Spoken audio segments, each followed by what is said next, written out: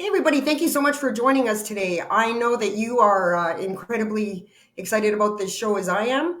I am so honored to announce my guest today. He is a singer, songwriter, guitarist, writer, teacher, cartoonist, columnist, and recent author of reinvention poems. Please help me welcome Canadian legend Rick Emmett. Rick, Hi, Kelly. how you doing? I'm doing great. Yeah, I'm almost ready for Christmas, and as we were talking before we came on, I changed all my guitars in behind so that I could have some red ones up for the season. So there's some red ones, and yeah, I'm good. I'm looking forward That's to great. this. Me too. And there are a lot of people that have been really excited about this interview, Rick. So there's going to be a lot of fans watching, and yeah, that's quite the guitar collection. And Well, yeah, I mean, there's more than that. Like they're all around the room, you know.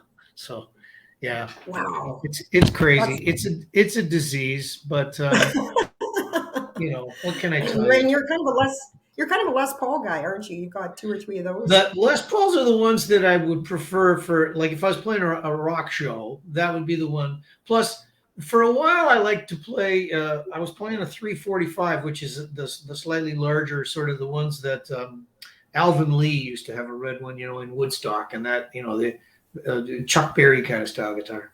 But I saw a video from a gig I'd done in San Antonio, outdoors on a stage from a long way back, and I thought, my God, that big ass guitar makes me look like a tiny little kid.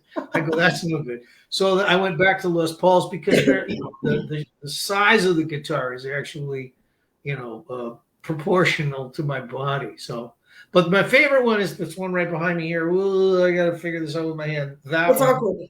Yeah, that's a Canadian guitar. That's a Godin Supreme, and that's kind of the one I'm playing a lot now when I'm just sitting around playing. That would be the go-to guitar. But if I was playing a big rock show, I would definitely want to play a Les Paul. Plus, I went through a thing where I was playing tellies for a while. I'm crazy about tellies, but this is not a Right. show just about guitars, so I'll But stop. it sure does make for a nice backdrop, Rick. Thank you. Yeah, and you notice how I subtly put the albums in behind. It's a great That's backdrop. very subtle and not very egotistical of me at all. But Hey, show it off. I would be showing it off. Absolutely. Rick, we have a lot to talk about today, and we really want to discuss your new book, Reinvention Poems. And here's a question I know you've probably been asked a million times, but people want to know. I really like to always kind of touch back to the beginning of the journey. And so, at what age did you decide you want to enter this crazy industry, and what was it that attracted you to this industry? yeah, well, I think in the short answer to that is that the job, the vocation, picked me as much as I picked it. So if we think of avocation as a calling, certainly I had that from when I was a little kid, singing in the church choir and the school choir, and first guitar 9 or 10. Beatles on Ed Sullivan, all of that stuff that guys my age would say, oh, this is what led to it. All of that is true. Um, and I mean, as soon as I learned a couple of chords on the guitar, I wrote a song. So I was a songwriter almost from the get go, 9, 10 years old. And I think it was that combination of things, that I was a songwriter and a guitar player and a singer, that it led to the fact that I would get offers for gig. People would want me to be in their band, or I would chase union status and play in wedding bands and bar mitzvah bands and all the rest of that kind of stuff. So it was obviously sort of offering me a chance to be earning a living, and I was going, oh, this is good. My parents were kind of freaked out, thinking it can't possibly be a real job. Right, get a real job, get a day job. Yeah, there was all of that, but it was almost like I couldn't deny the fact that I had to sort of bet on myself. I felt like this was the smartest thing to do, was to try and sort of pursue this thing of creativity. I liked being creative in a lot of ways. You mentioned in your preamble about cartooning and all of that stuff, and just the whole thing of writing. I've always been a writer, so writing prose, writing poetry, writing columns in guitar magazines. So there was always a creative side of me that I was never going to deny. But the guitar thing, the music thing, was the thing that was like, you can make a living here, buddy. Like there's some dough Yeah. to be mined here. So one thing led to another, and I mean, I think that the big step was I'd gone to college for one semester and studied at Humber College, a jazz music program, and I realized I'm not a sight reader. I'm not going to be a studio kind of guy. I'm going to be a guy that's like an artist. I'm going to write my own Right. stuff and perform my own stuff. That's really what I want to do. So that would have been about 1973, as 70, yeah, 72 turned into 73, I think. And then, yeah, a couple of years later, through a few different permutations, the Triumph thing came along, and I landed in that. That started the roller coaster ride.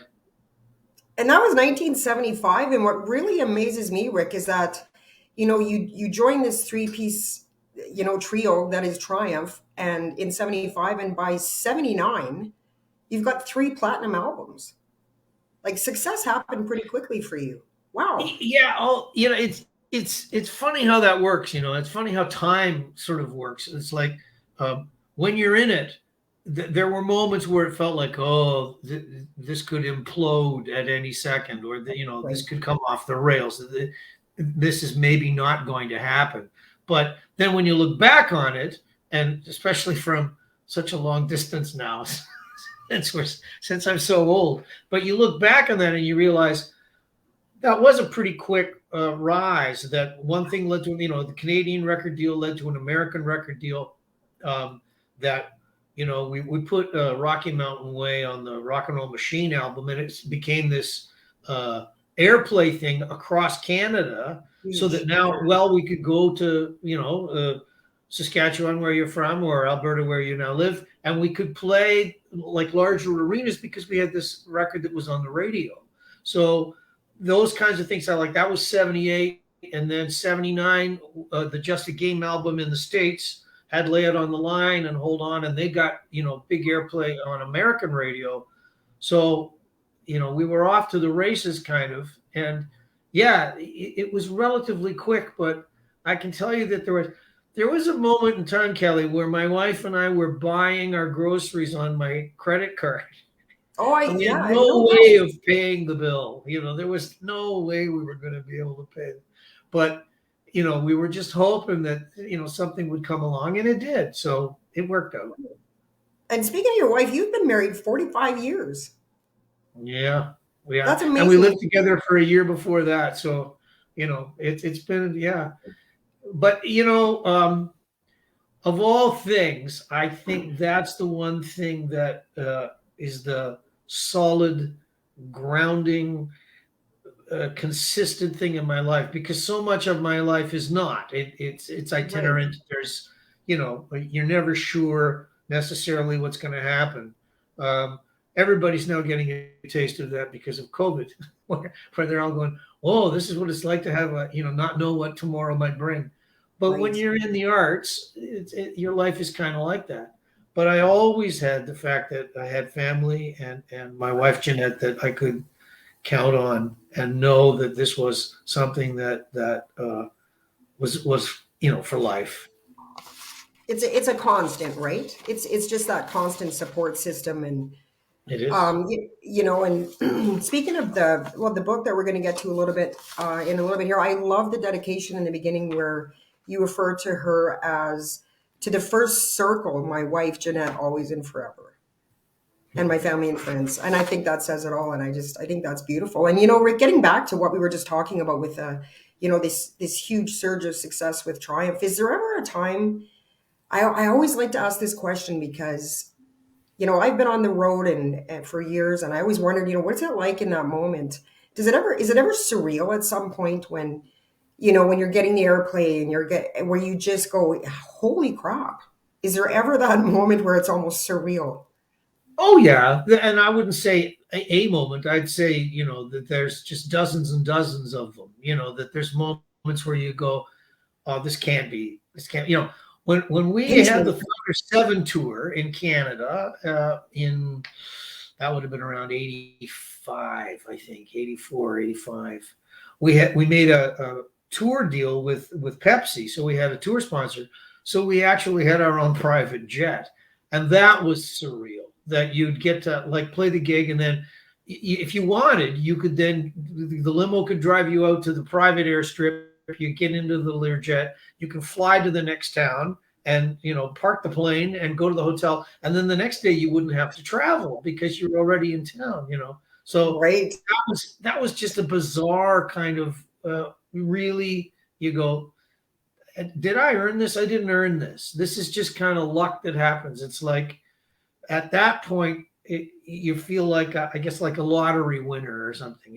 For But sure. there's other moments too where the first time you walk out on stage on Maple Leaf Gardens, or the first time we walked out on stage and we sold out Joe Louis Arena in Detroit, and there was like 17,000 people, and at least half of them have got a Bic that in Right. the air, and you just walk out and you look at that and you go, wow, this is crazy that there's this thing that's happening right now in this moment, and it's about this band that I'm in and this music that we make and this show that we put on. Like that was a kind of a surreal thing too. But there's other things too. But those are just kind of the real. I mean, Us Festival '83. Wow. 250,000 people in one place, and you walk on stage and it's humanity as far as you can see. Like that's It's kind of amazing. nuts. You kind of go, Yeah. okay. Rick, you mentioned luck, but it's a whole lot of talent and dedication as well. And boy, when you're parking the Learjet, that's when you know you're rock and roll. That's when you know you've kind of made it. Yeah, I mean, I do want to make sure that I express a certain amount of humility in all of this too. That Of I course. realize that this is not why I got into it. Like I often say, the first time that I held a guitar in my hands and it was doing the things that I kind of wanted it to do was a moment where I was going, this is what it's all about. This is why I this is why I do what I do. And I've never lost that the ambition to chase that, the desire to want to make that happen.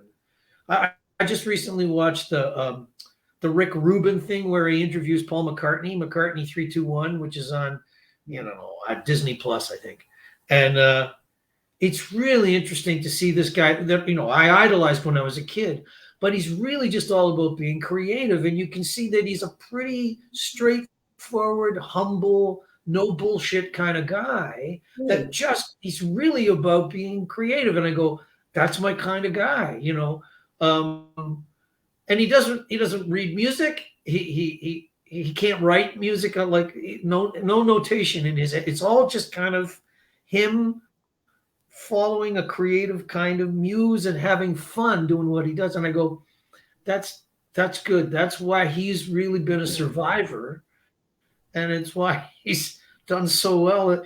He must be pushing 80, and he looks still like he's about 60. It's not fair. It's not right. It's Rick, I really believe it's because he's happy for starters. Yeah. I think when we're living the life that we want and we're creatives as we are and we're creating, I think there's something to the fountain of youth that comes along with that. And what you just described, Rick, really reminds me of you because in my opinion, we've never met, but I feel like you seem to have this ideology of what I like to call the theory of the sunshine is for everybody, where you seem to have this desire to just teach and share and give of your gift. And I mean, you teach how to play Rick Emmett and Triumph songs on YouTube for free, I might add. Yeah, well, I mean, I taught at Humber College. It's funny, I mean, I never got a degree, and yet they asked me to come back and teach a business course, and then I taught songwriting, and I did. The guy that ran the program at the time, God rest his soul, Danny Christensen, said at one point, he goes, "You're one of the most pedantic people I've ever met." He goes, "I mean that in the nicest way." But I do think I have this streak in me that's a sort of a pedantic, didactic, pragmatic, realistic kind of a person. And then there's another side of me where I'm a cynical kind of my dad was a very stoic, cynical kind of a dude, I try not to let that win because my mom was the one that was I liked that phrase. What was it? Like sunshine is for everybody. That's Sunshine good. is for everyone, where you just, there's no challenge, and there's no like a sense of this is mine and I'm going to keep it to myself and I'm not sharing my secrets. It's really, there's enough of all of this to go around for everybody. And I live by that theory myself, and I really get Well, a sense that good you for do you. too. I really like that. And I think that, yes, that's true. And it was true of my mom. That's where I got it, and I think there's a kind of a humility that you have to that. But at the same time, you've also got to have this kind of ego that it's like, no, what I have to say is important. Right. I think I can be articulate about it. So I think I want to share it. And you can take it or leave it. But, it's my thing that I'm going to share it because that I'm a show business person, so there's Jazz that. hands. Yeah. Hey. Jazz hands. Rick, we're getting quite a few comments in here, so I'd like to answer a few of those here. Lee Canfield, he's a good friend of mine and a great fan of the show. He says he's just saying, "Oh my God," with the wide-eyed emoji. He's been looking forward to this show for weeks, and he says, "Hello, Kelly and Rick. Hello, Rick. A Canadian guitar legend indeed. Part Al Di Meola and one part Eddie Van Halen. Merry Christmas and happy 22." And then he says, "Damn, I just peed my pants." Oh, jeez. I love you, Louie. I have the funniest viewers. I have the best viewers ever. That's Phil Days great. is saying, Phil Days is calling you Canadian legend for sure. Chris Knowles, another musician friend of mine, is saying that you were such a big influence on my playing. I saw Triumph in Thunder Bay 1980 Progressions of Power tour. Thanks, guys, for your comments. Keep them coming in. Rick, if we could, I just want to pop back to the Triumph days because I'm curious, and I'm sure a lot of my viewers are musicians would like to know what was the writing process. What did the Triumph writing process look like?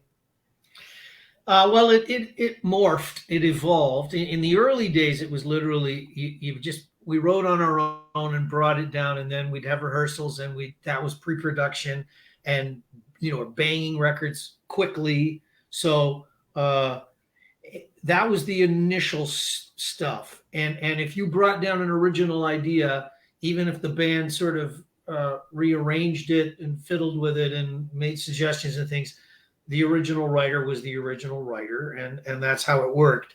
And then when we got to the Just a Game album, the third album in, kind of a couple of those songs became really successful, and I realized, this could be the kind of thing that would be a wedge that could break a band up. And I went to the other guys and I said, you know what? It doesn't matter who brings the original idea down. Let's just split everything three ways. Let's the publishing catalog. If you're in the room as it's being pre-produced, and arranged, then you're getting a writing share. So that was a Nashville kind of approach. Right. And by the time we got to around the Thunder 7 album, Gil and I, then we would go into a studio or a warehouse, kind of whatever, just an area with a little tape recorder and a keyboard and a drum machine or whatever, and we just work out stuff. And so we did some co-writing that was very much like collaborating. But I think the truth of it is that the most successful tunes that we came up with were when we had an idea that was all our own. And by the sort of the last stage of the band, Gil was bringing in songs from outside the band, from outside writers, because there was this thing about chasing hit singles, and the record company's influence was like, well, it was almost as if what had happened was there'd been a loss of confidence or faith in the band's ability to write a song that would get on the charts, which I find ironic looking back on it, because it's not like I hadn't written songs that charted. I Right. had. They'd done very well. Some had cracked the top 20 in Billboard, and they got airplay. The thing that was changing was that FM radio was starting to lose its commercial impact because of MTV and then the rise of grunge. So people that were songwriters like us that was kind of a changing thing. And then everybody was starting to chase this kind of commercial idea of, well, you might need 9 people to write a song. You might need a Diane Warren song, and you might need a name producer to make the record into a hit. So all of that stuff had sort of polluted what was the original idea of just a band writing a song and arranging it and going into the studio and making it. And it's too bad we got away from that. I think that was the fun stuff. That was the really good stuff. Well, you'd think that they would leave it up to the guy that's got, several umpteen multi-platinum albums to Yeah, know, well, no, that the that wasn't the nature perfect of the world. beast. Yeah, no, Kelly, the nature of the beast was that if some guy had a paycheck from a record company, then he figured he had an opinion and it mattered. And, he was going to stick his nose in. And then record companies kind of felt like, by the time we were at the ass end of it, it was like MCA, Irving Azoff was the president. This was the guy that had managed the Eagles and, pretty much, ran a large chunk of the American music business. So nobody was going to tell him, no, you can't have an opinion, or you can't Right. tell us what to do. He's going to tell you what to do. That's what he does. So if he tells Don Henley and Glenn Fry how to get along, you can bet your ass he's going to tell us what to do. 100%.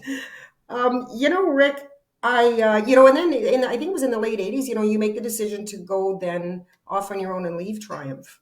Can you tell us about that time and that decision? Well, at the time, it just seemed like it was the only thing that I could do. Like it just seemed like it was heartbreaking, and it was a terrible, horrible, difficult thing to do. I bet. But it was the only thing that made sense. I wanted to make music that I wasn't going to be able to make it in Triumph, and I wanted to have the freedom outside of the structure of the business politics of the way the band worked. Like, it was a partnership of 3 guys, but there were things that really mattered to me where I was getting outvoted all the time on things, and because it's a perfect democracy, there's always going to be a deciding vote. Right. But When like there's the other three. 2 guys, sorry. I said, when there's 3, chances are Yeah. So, there's and going to be that I was yes. and we used to have an expression in the band, like, if you lose the vote, you just have to eat shit and die. And that was when we were getting along and everything was 3 Musketeers. Um, Right. but I just got to the point where I was sick of being the guy that had to eat the shit.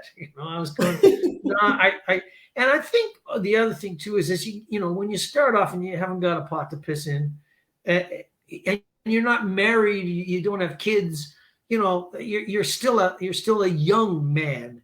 But then as you Right. start to head towards into middle age, and now you get kids, and you got to, you just, your life changes and your outlook changes, and so I reached a point where, like, Triumph had cost me so much of my family life, of being out on the road or being in the studio, and I'd missed birthdays, and the first time they rode a bike, or the first time they took a step, or all of these things that are like milestone family things, and I went, I can't do this anymore. I need to be able to organize my own life and be the guy that is the benevolent dictator of his own world, so that I can make my own decisions about where I can try to prioritize my family. Which is not to say, by the way, that the music business let me prioritize my family.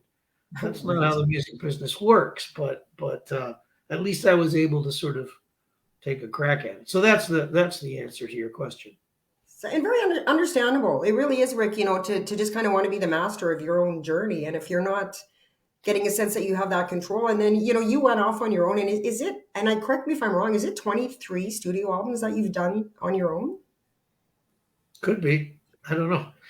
I The thing counted. that's I happened is, yeah, counted. did you count the bonfire sessions, which are the download ones off my site now? I didn't, Because and I have it in some I people have that are in my not notes even here. aware of that.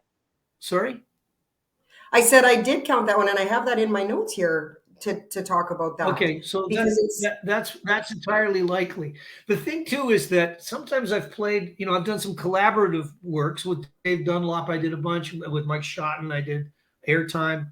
So there's ones where, like with Sam Reed, the keyboard player from Glass Tiger, he and I did a Christmas record. So there's all these things that I did where I go, well, it's not really mine. It's ours. right. It was this collaborative thing. So do I count those? I go, well, I guess I should count those. But and then do you count one where you played guitar on somebody's stuff, but you didn't really write anything, or like there's With got to Oscar be. Lopez, like with Oscar Lopez. Yeah, well, Yes, I except counted Oscar that one. and Pablo, that was literally that was like joining Triumph again, except and we went out on a big tour all the way across the country, and it was that was a real project, and that was a partnership again. But so yeah, so I would count that one. So if you counted that in your Absolutely. 23, then your number's probably accurate. Yeah. And so there was Triumph was 9 or 10, and then there was some greatest hits. So yeah, I don't know if Right. you compilation things and stuff. So, but that's a lot of records. Yeah, we're over 30 easy. Yeah, Yeah, you've done all right, Rick. yeah, yeah. And you I was going to say it like it's a digital world now. So the idea of just continuing to be creative is more that you don't really necessarily need to make an album. You can just be right. putting things out, and you can be putting downloads up and streaming things. And with the poetry book, and I'm trying to bring it around to that because we've been talking for a while. There's two songs that they were like lyrics, and then I thought, well, it's not really a poem, it's really a lyric. I should probably write some music. And then I thought, well, I should probably record some guitar playing and sing the tune so that we can have these for when I do the audiobook. So there's Right. two songs that are part of the reinvention poems book. And in a way, I think that's almost like pointing away to the future, that I could very easily be able to, and you don't necessarily need to master stuff for vinyl, or but let it build up until somebody comes along and says, hey, let's do a compilation of all of these things that you've been releasing that they've been streaming, and and I go, yeah, okay. Like, it's a digital landscape now, it's a digital universe. So Right. so let this creativity just kind of flow, and then we'll worry about whether or not it packages up as an album, later. Right. And Rick, and in reference to your latest release, which is folk songs for the farewell bonfire that you just mentioned, that is downloadable off of www.rickemmett.com. That website is scrolling along the bottom of your screen, guys. You can also find Rick's book, Reinvention Poems, there as well. And we're going to get to the book now, Rick. And I'm already getting a comment. Um, Michael Giroux is saying that you have always been his most influential guitarist. John DiBattista is saying brilliant man right there. But Dave Foster is saying, I love the new poetry book, Reinvention. And so Gary Jones is saying, very interesting show and guest, Kelly and Rick. So we're going to get to the book now, Rick. And I'm wondering, and the book came out just in September of this year. So I would imagine you were busy during this strange pandemic. Is that when you wrote most of the book, Rick?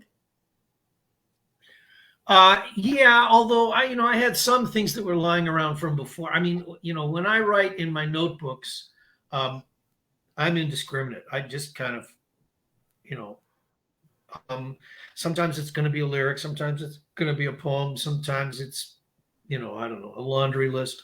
And then when I convert them over and type them into my computer, laptop, whatever, that's when I do rewriting and revising and start to see if it's a bunch of stuff is going to hang together. So the poetry book was, yes, a COVID related kind of pandemic project, although I kind of knew that I kind of knew I was going to do it at some point. So I had been sort of, stockpiling or inventorying things. And and I've got a really solid leg up on a second one now. I've been Oh, writing good. poetry, continuing. So, but I've also been working on a memoir because that was part of the ECW contract, which was, well, okay, we'll put out a book of poetry, but you can't make a lot of money selling poetry. How about a memoir, Rick? Would you do a memoir? I went, yeah, all right, yes, I can do that. And the other Perfect. thing I should mention is on my website, I have a members forum and people have posted up emails. I go on there pretty much every day. And if it's an email where Oh, they go, hey, Rick, tell us a story about blah, blah, blah. Or, so I said to my webmaster, can we compile all of that stuff that, all of the things that I've written and then just put it all in one file for me? And she said, yeah, it's over 5,000 pages single spaced. And I went, well, that's going to be a lot of editing, but okay. So that's forming the spine of the memoir. And it's really more an editing job than it is a writing job, just because my whole life I've been a writer, So, great. yeah. So So that's the was there story a of all that. moment? I'm wondering, Rick, if given that a lot of it was written during the pandemic, was there certain emotions that I guess what I'm asking, did the fact that the pandemic was happening maybe have a shift in the way you emotionally thought of writing these poems? It must have, but that wasn't really the main thing. Was that I was trying to sort of be autobiographical, but I was trying to find a way to do it that would give me like a license, like a creative kind of freedom. And prose kind of locks you in a way that poetry, it has less. It has its own rules, but it has less of them. And then you don't even necessarily have to make sense to other people as long as it makes sense to yourself, if that makes any sense. It And does and because it's autobiographical. It's an autobiography based. So of course there's a large chunk of it is that. Yes. And then there is some stuff that is certainly about, I mean, how can I articulate this? Because I've taught for such a long time, I had seen a shift in the way that the world worked, and so this is relating to your pandemic question. There's this thing of people starting to become. They have more of a sense of entitlement. They have more of a sense of, and it's probably a social media-ish kind of world thing that makes it happen. Um, but and then people were becoming more short-tempered, more sort of selfish and egotistical. And I could see it in myself. Certainly, I could look back on my life and go, man, pretty selfish guy. You've always sort of been about I, me, mine, and you're writing an autobiography and you're going, oh my God, this is more I, me, mine, So, and I think if you're on a spiritual journey, you're trying to figure out how does that work in terms of us? How does that work in terms of them, others, and that's a big thing that's come out of the pandemic is this whole thing of tribalism and Black Lives Matter and all of those kinds of things, which are identity based kinds of things. right. So that was really the catalyst for a lot of the material, and so yeah, the pandemic played into it, but I was also just trying to come to terms with you know this jerk I'd been for so long, that kind of stuff. I'm wondering, Rick, is there must be a real sense of vulnerability in writing something so autobiographical. It's an autobiography, and so there's got to be some vulnerability to that. And I'm wondering, is there different challenges that you faced writing the poetry as opposed to writing songs? Yeah, and part of that is you're getting even more naked because I'm out on the high wire with no safety net Right. because music gives you something that's like this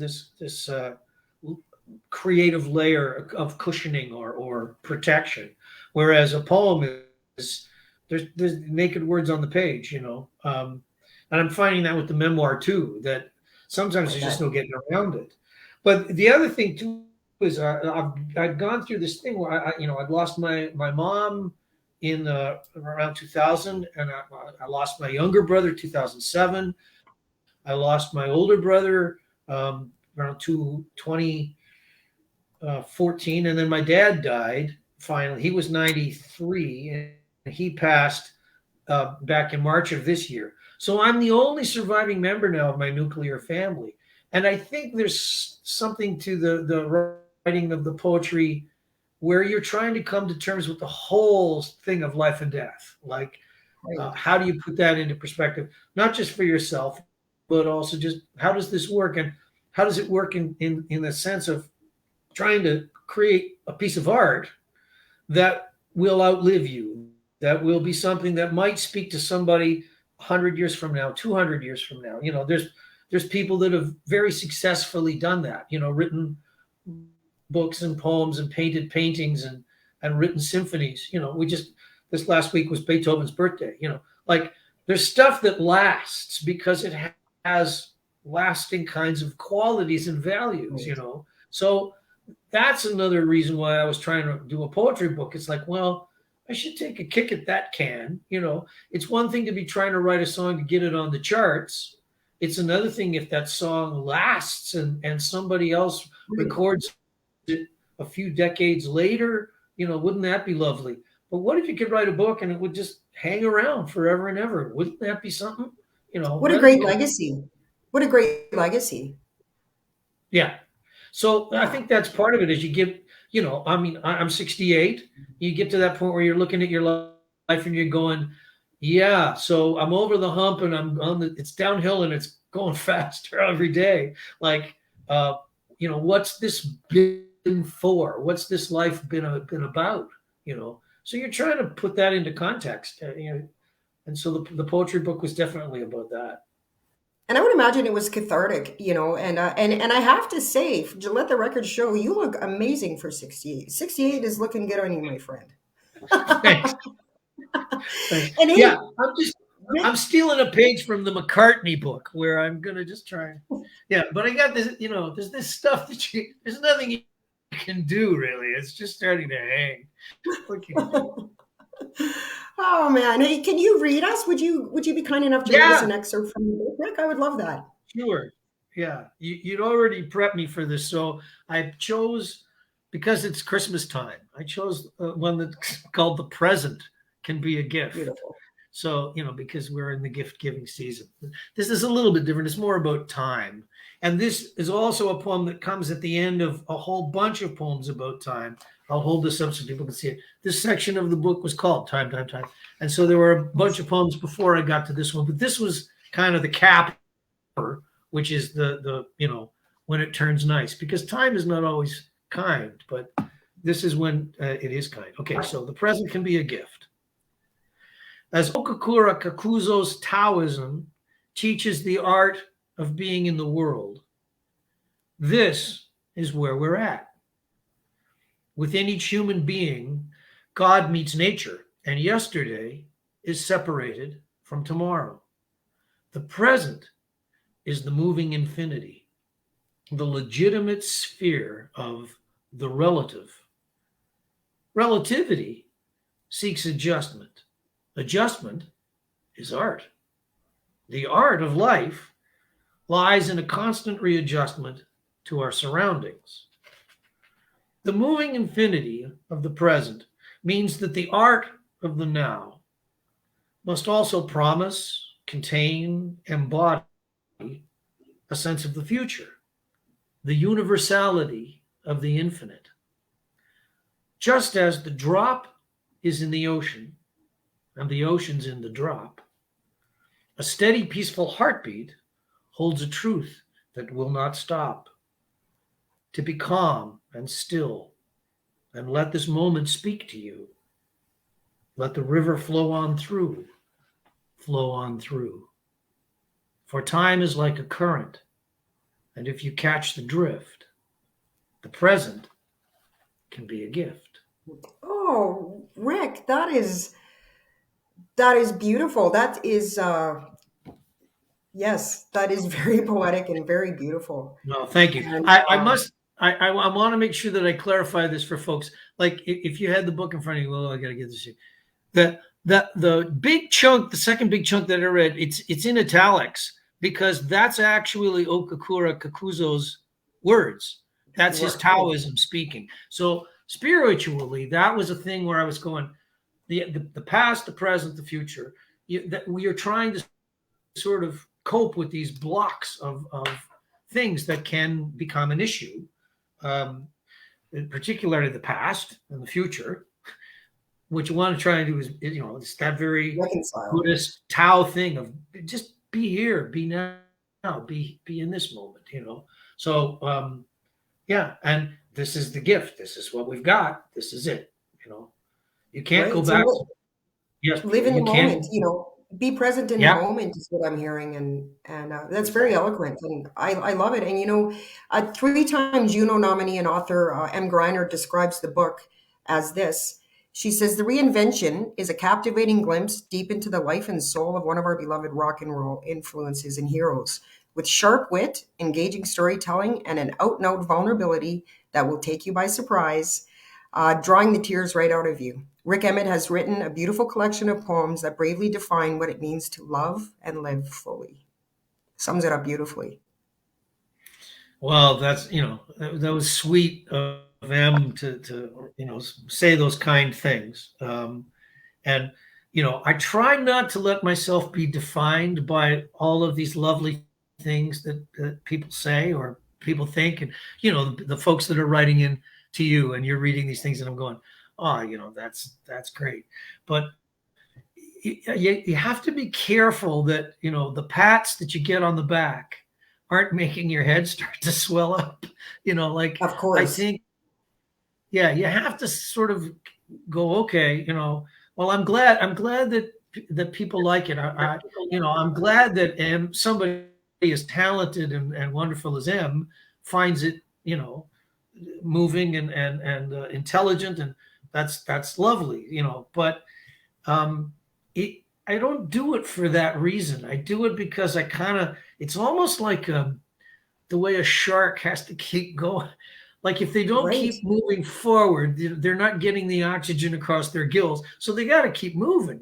And I feel like creativity is like that you have to kind of go, yeah, all these things are nice, but I got to keep going.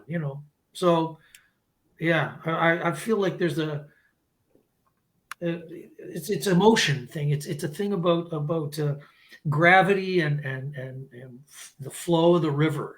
Like somehow you gotta keep your focus on that. That's what's happening here in the moment for me. Not necessarily. Yeah, that's right. I'm great. Yeah, aren't I fantastic? Right. Because once you do that, I think you're in trouble. You're starting to I create would a. agree. I would agree. And Rick, I don't get that sense at all. I get a sense from you as a creative. It really is just creativity pleasantly oozing out a different pore. And I think that Well, need it would be nice if it was. If only I always felt like it was oozing. Like I do think that there's painfully a certain seeping amount. through. Yeah, there's stuff that does ooze out, but then I think you also have to go. Yeah, this needs a little cleaning up before There's still a lot of work, and I do think there's that old saying about inspiration and perspiration. Like um, you can feel like, oh yeah, this is just natural flow. This is just great. Oh, I'm inspired and it's wonderful.